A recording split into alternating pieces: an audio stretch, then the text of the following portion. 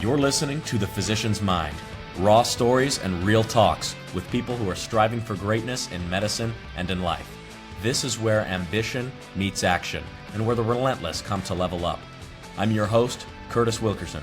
Thank you so much for tuning in. Let's get right into it. All right, everybody, welcome back to the Physician's Mind podcast. I'm your host, Curtis Wilkerson.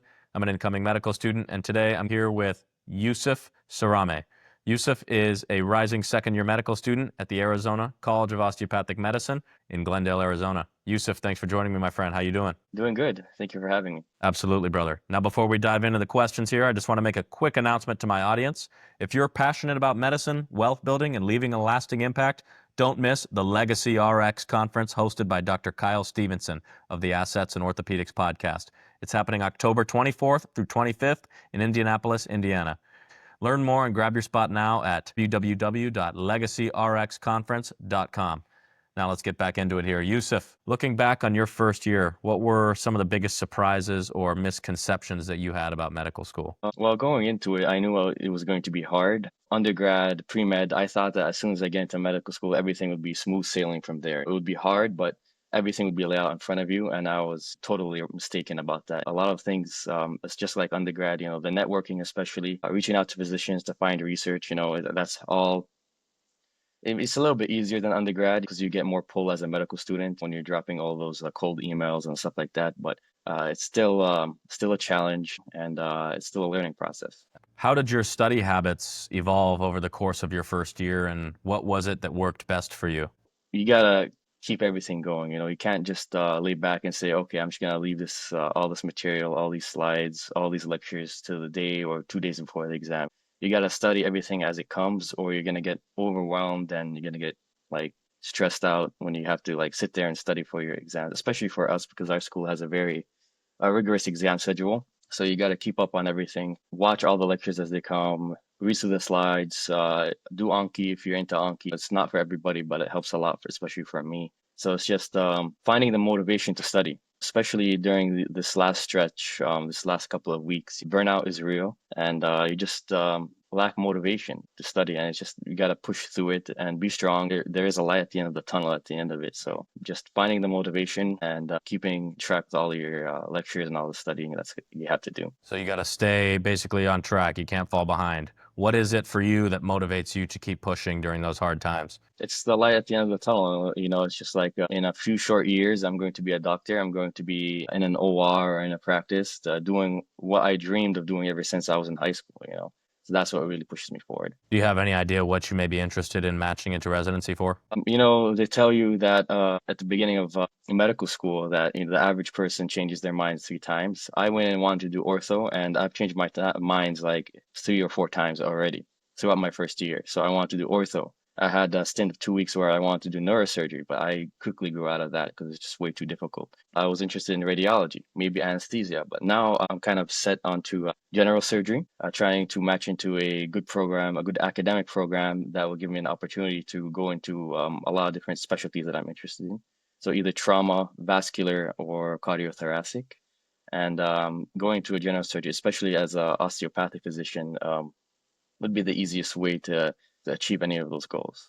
So will you tell us what it looks like in a typical day of your life as a first-year med student? Yeah, so a typical day, I wake up around 8 o'clock. I try not to sleep past 8 o'clock. If I need to wake up earlier, I'll go wake up earlier. A lot of our lectures are non-mandatory, so I just will not go to class. If it's necessary, I'll just watch it at home. So first thing I'll do is cook some breakfast, work out a little bit. I have a stationary bike at home. I try to get in 45 minutes of cardio every day. I tend to do that while I'm watching lectures, just to multitask, finish any assignments, especially over this last quarter. We had a lot of busy work with the classes like ethics and humanities, where we had to read a lot and do a lot of blog report style things. So finish anything that I might have, any quizzes I might have, and just study throughout the rest of the day. I try to get everything done by 8 p.m. I try not to study past 8 p.m. unless I have an exam the next day, then I'll go on until 1 or 2 a.m. So yeah, but it's a lot of days I get finished faster than that. So I take time for myself,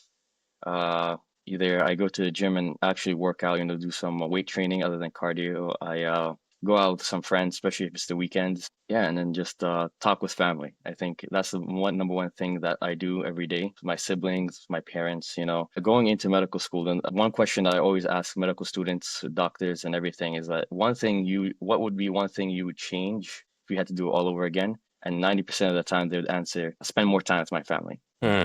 So I tried to make it something like a goal of mine is to keep in touch with my family, and I found out that it helps a lot. Finding that motivation, finding that space where I could just escape from all of the stresses of what I have to do and just sit back and relax a little bit. So any incoming physicians at first years, make sure you keep in touch with your family because that helps. That's one of the best things that helped me and throughout my first year. Sounds like you've got a pretty regimented schedule with some exercise, study routines. I was surprised to hear that you wake up at 8 a.m. I was expecting something more like 5 or 6, but then you followed up with some discussion about your family and how important it is to maintain in contact with them, and I completely agree.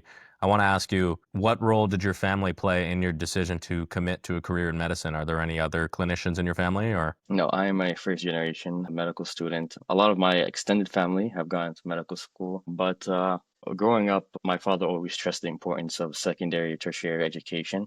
He himself got a master's degree and was wanted to get a PhD, but had a family and responsibilities and couldn't pursue that. So he always stressed it didn't, push on, oh, you have to be a doctor or a lawyer. It didn't really care as long as I did something. They've supported me a lot, especially emotionally. I'm lucky enough to have them support me financially to some extent too. I find myself very blessed to have a very supportive family behind me. I couldn't have done it without them for sure. Very good. What was your most challenging course or subject as a first year med student, and how did you push through that? Definitely the most difficult, I would say. I mean, they're all difficult to some extent, but it had to be anatomy. I find myself studying the most for those lectures, just because of the volume of information you have to learn, memorize, and understand as well. So usually a course like immunology or microbio, you just have to memorize everything. You memorize the cytokines, how they interact, what cytokines do what receptors do what. Same thing for biochemistry. For classes like physiology, you just have to understand, the mechanisms within the body, understand how different hormones interact, understand how the body regulates your temperature, blood pressure, all of that. But for anatomy, you have to do both. So you have to memorize every single muscle, their attachments, the nerves, where they are, and what those muscles do. When you say, for example, move your body to the side, what muscles are being engaged, right? What bones do they attach to? How do the bones move on top of each other? And, the different types of joints and all of that. So I think anatomy is, of course, one of the most important courses in medical school, and it's also one of the most difficult, especially for finals. I find myself studying like 80% of my study time, at least, is dedicated just to anatomy alone. And you just recently took your finals, correct? Yes. Okay, how did those go? Run us through They that experience. it was tough. Again, that light at the end of the tunnel, the 3 months break we have, that really pushed me through. But I did well. I'm happy with my results. And Good, good, good. What resources, were there any books, videos, or tools that were key to your success? I use Anki a lot. A resource called Anking. It's a subscription that's I go for the premium version, which is about $10 a month. It has an AI feature where you could upload your lecture slides and it will unsuspend all the cars pertinent to the lecture material because the whole deck's like 36,000 cars and it covers all of assembly step 1 and 2. No osteopathic information. We're alone on that, but it's pretty intuitive. We just have to know, like for osteopathic medicine, it's just understanding the different techniques, different ways to diagnose certain ailments like sacral, lumbar, stuff like that, and it's very intuitive. You just have to perform well on the exams themselves. So yeah, Anki helped me, but talking to my different peers, Anki's not for everybody. A lot of people need to attend lecture, ask questions, and write it out. Everyone needs to find their own technique, and we usually find it within the first month of medical school because we were forced to, because we just get a lot of information dumped on us all at once. So, Yusuf, medical school is known to be very competitive. How would you assess the environment of competitiveness where you go to school? So competitiveness is something. Of course, we compete with each other. Our class is unique. Our school is unique in the sense that it has a GPA system, graded system where you have ABC and it's not pass fail. And we have a class rank too. So we are technically in competition with our fellow peers to get the best grades. But you know, a lot of us really do not care too much to get to beat the other person or to do that. You know, we have competition, healthy competitions within our friend groups. You know, oh, I'm gonna get better grade than you and stuff like that. But we help each other, we teach each other. We have group study sessions where we get it together as a group and we go through all the material and we quiz each other. Someone doesn't understand something, we explain it to each other, and that helps both the person understand and the person explaining it understand it better as well. At the end of the day, I don't think program directors for our residencies, especially if you want to go into a really competitive specialty, care too much about our grades because they won't have anything to compare it to. Well, most medical schools today, 99, 95% are all pass fail. So you're probably going to be the only person with a GPA in their applicant pool. So they won't really know what to do with it. You know, most of it will fall upon your step 2 grades and your clinical grades. Those are the two most important things. Of course, and as long as it's not abysmally low, there's no red flags, you'll probably be in the clear. Yeah, and of course, you know, as osteopathic physicians, our set point is a little bit higher. 250 in the USMLE step 2 is about 50 something percentile, and that'll get you into almost every single specialty. If you want to go neurosurgery, it's 255 average. If you're a DO, you got to aim 10 points higher than that because they're very DO unfriendly. But for most specialties, you know, a few points higher than your ND counterparts and you're fine. Yeah, how do you think being an osteopathic student has impacted your path? You know, it's getting better and better as we progress. You know, I had the opportunity to talk to a lot of attendings, and most of them do not care if you're MD or DO, especially the younger doctors. The older doctors, you know, they're a lot more orthodox, and that stigma against DOs still exists. And it's very, like, they let you know it, that, you know, you are not equivalent. You know, they make you feel it. They don't say it outright, but they do let you feel it. But as time progresses, you know, ask all of your MD peers, they don't care. All of the younger attendings, the younger program directors, they do not care at all. And hopefully, as time progresses and you know, that older mentality solves, and we get more and more acceptance as osteopathic physicians. And for a lot of specialties, you know, it's not the case. You know, it's only in the really competitive specialties like neurosurgery. That's the main one, really. Orthopedic surgery is actually the most DO-friendly DO-friendly surgical subspecialty because of all the mechanical component, musculoskeletal component, and we get a lot of training through our OMM, so that helps a lot. General surgery is slightly more competitive for DOs than MDs. The match rate for DOs is about 70%, 68%. For MDs in the 80s, so slightly more.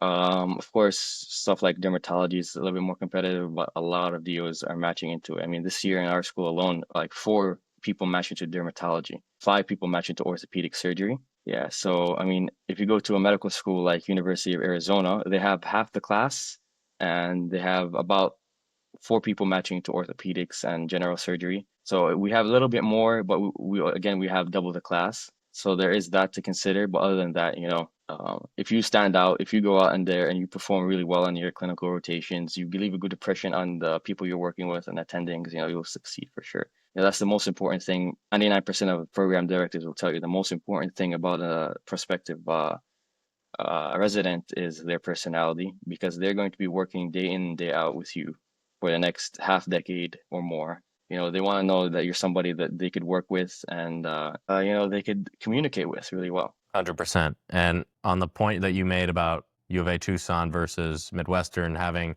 half the class, but similar numbers of match rates, one should consider as well that most of the DOs, maybe not most, but a lot of them are going in and matching family medicine without really considering other specialties. So there's numerous things at play there, but you're Yes. absolutely right. Like, there's not as big of a condescending viewpoint on DOs as there was maybe a few decades ago, and that's probably for the best. Yeah. Now, what would your elevator pitch be if somebody asked you, what's the difference between a DO and an MD? Well, I'll tell them we receive extra training in OMM, and we do have differences in the way we're taught, especially when it comes to our holistic approach to medicine. So we consider the whole body when we make a diagnosis. That's not unique to DOs. MDs do that too. Ask a lot of different MDs, and they're starting to adopt that approach as well, because that's a really important approach. A person is a collection of different systems, and they all work together to make you, right? So you had to consider every single system in the body when you're working with a patient. Yeah, osteopathic manipulative medicine, taking more of a holistic approach, a little bit of extra coursework for that OMM, and ultimately just difference in the approach to education and treatment. Although, like you mentioned, any good doctor is going to consider more than just the disease or the symptoms that are at hand, and they're going to consider different factors, right? Because the body is a unified whole comprised of the mind, body, and spirit, baby. What are you going to be doing this summer, and how are you going to approach the transition to your second year? So for now, I'm going to take a little bit of a break. Starting towards the end of May, we're going to head out to Regional Medical Center, and I'm going to do a 10-week fellowship and research there. I'm working on a project in investigating the 30-day mortality of pulmonary embolisms in a rural setting. So we're going to work in the hospital, shadow their physicians, and do a lot of clinical research, and hopefully get our numbers up, pump out a lot of different things. It's important to, have volume, but also quality as well in your research. So I think, especially when you're talking to a lot of program directors, again, I go back to that. They're starting to move to, of course, they could tell if you're just pumping out things for the sake of pumping it out, different research experiences. They want to see that quality. So, you need to have really a mix of both worlds, because they look at numbers and they also want quality. So me and a group of two other people, we're going to go up there, stay for the 10 weeks, work on a lot of different projects they have up there. They have a whole office dedicated just to research. They have two full-time PhD office managers that are working on different things. So hopefully we get a lot of things we get to shadow. And first time it will be probably the first time I walk into a OR, and you never know, maybe I might change my mind again, and maybe find what I'm really afraid of is like walking in and looking at that person sitting in the chair in the corner and really liking their job a lot more than the guy standing up. Yeah, Maybe I might go into anesthesiology. You never know until you try it. So you really never know until you experience it. Yusuf, is there something that you wish someone had told you before you started medical school? not be afraid those first couple of weeks, because I was terrified that first week, especially going here, because moving away from my family, living alone, and entering into that medical school setting for the first time. That was obviously very intimidating. It took a couple of weeks, but after that, it was normal. But just not be too intimidated by it. Just jump in and just have that confidence from the get go. Yeah, because moving from Hawaii to Arizona, I would imagine, is quite the big difference. Did you live in Hawaii all of your life before moving? Yeah, most of my life I did. I had some stints here and there. I lived in the Middle East for a few years. That was an experience too, and I could talk about it for like 10 hours.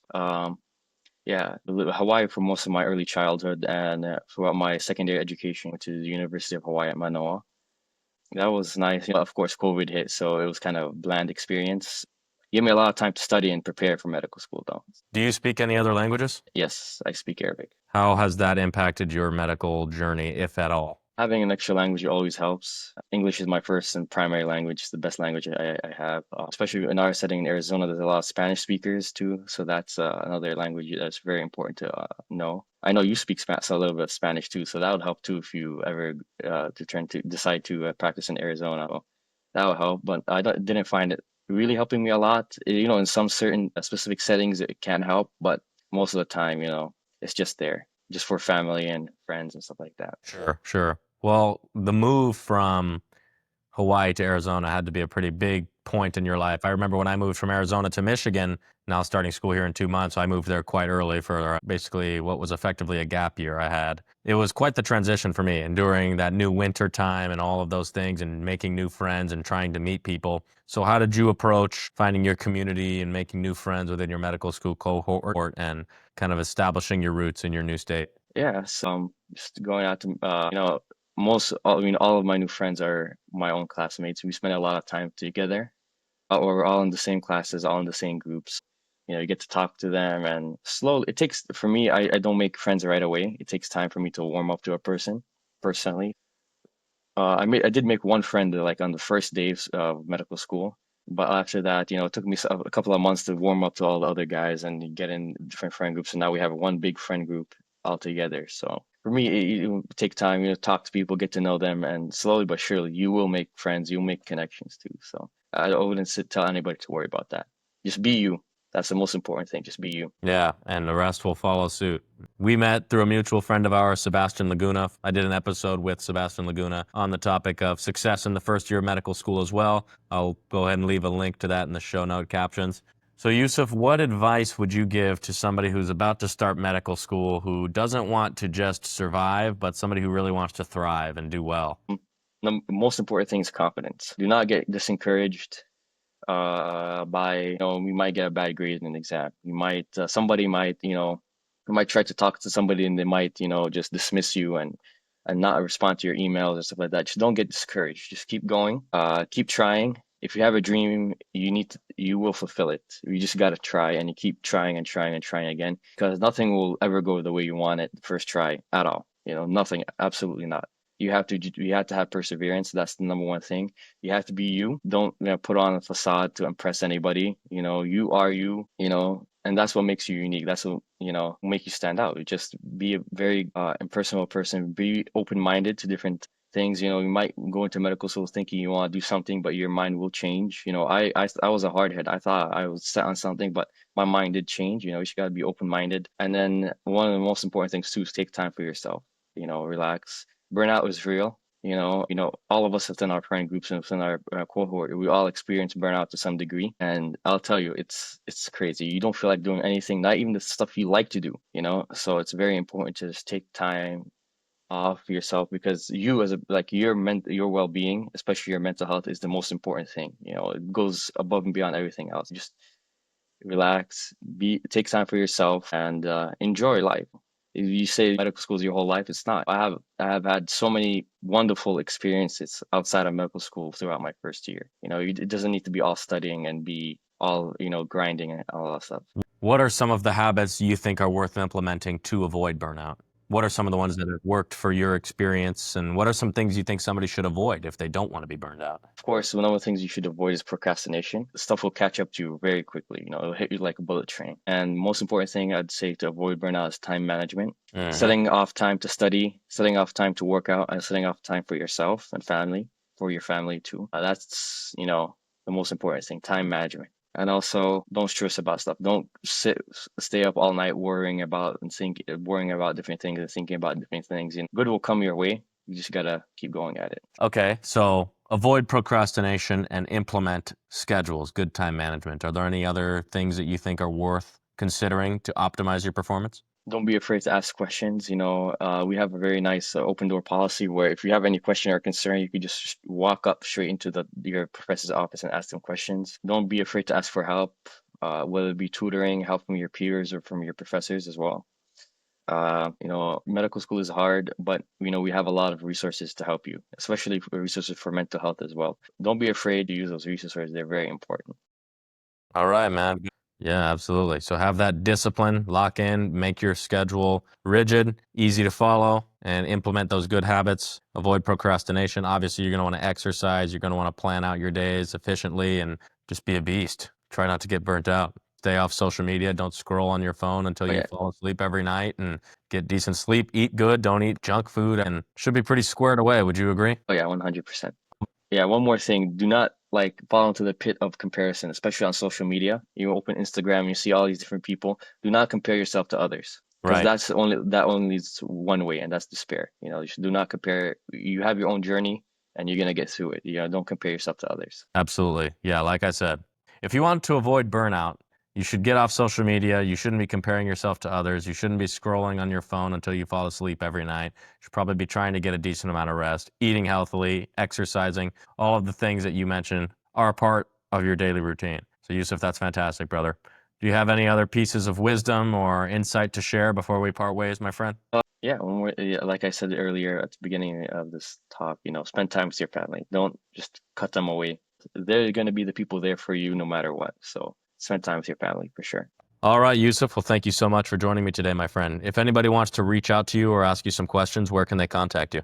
Yes, for sure. If you have any questions, just reach out. I'm gonna leave my link to my LinkedIn. You'll put it into the footnotes of this podcast, and I'll also leave my email address. Feel free to reach out to me. Absolutely. All right, Yousef. Thank you so much, my friend, and all the best to you as you go into your second year. For sure, for sure. All the best to you as you start your first year.